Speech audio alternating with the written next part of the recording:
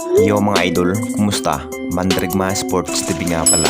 Ating pag-usapan, Barangay Nibra, Tony Bishop, ginulat ang lahat at Barangay Nibra, nakuha na nga ang unang panalo laban sa Converge. Pero bago na nga yan, kung bago ka pa lang sa aking channel, huwag mong kalimutan mag-like sa ating video at mag-subscribe at i-click ang notification bell para lagi kang updated sa ating latest upload natin. Pero ating talakayin, una natin pag-usapan.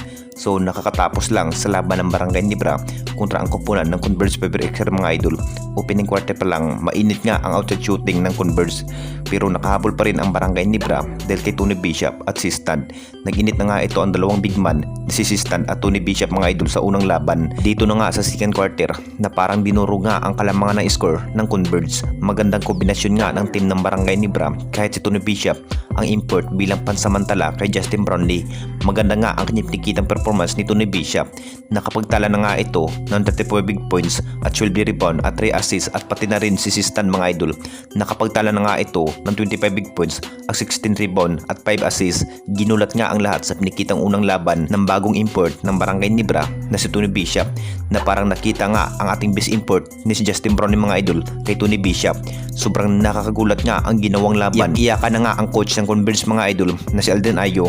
Dinambakan at tinalo nga ang kupunan ng Converge. Soliding line up pa rin ang Barangay Nibra ngayong Governors Cup. Sabi pa nga ni Coach Tim mga idol, kung maganda nga ang ipinikita no Tony Bishop sa kanyang pinibagong kupunan ng Barangay Nibra, posibleng siya pa rin ang import ng Barangay Nibra. At dito na naman tayo sa isa pa nating balita.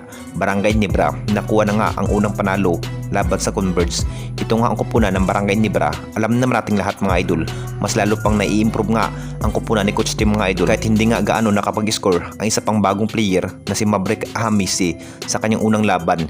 Kahit hindi pa nga ito nakapaglaro ang ibang player na si L.A. Tenorio at Jeremiah Gray at isa pa nga yan ang highline forward na si Jimmy Mlonso. Pero sa ipinikitang performance nga, particular kay Tony Bishop mga idol, believe nga ang lahat sa ginawang laban. Akala na nga ng Converge mga idol na sa third quarter na makahabol na nga ang kalamangan na score, pero si Stan at Tony Bishop pa rin ang nangunguna ng Barangay Nibra, na parang pangalawang import na nga ito ang nasabing big man na si Stan.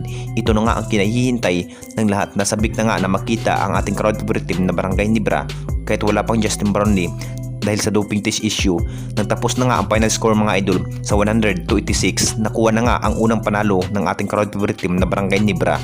Magandang balita pa rin ang Barangay Nibra kahit walang best import na si Justin Brownlee ang naglalaro ngayong Governors Cup. Tinalo naman at dinurog nga ang kupunan ng Converge sa dulo para ipikita nga sa lahat na malalakas talaga ang kupunan ni Coach Tim. Anong masasabi ninyo mga idol tungkol sa ating video? At yan lang ang ating topic mga idol. Comment down lang kayo kung mayroon man kayong gustong sabihin. Comment down lang kayo at sa susunod na naman ng ating video. Maraming salamat mga idol.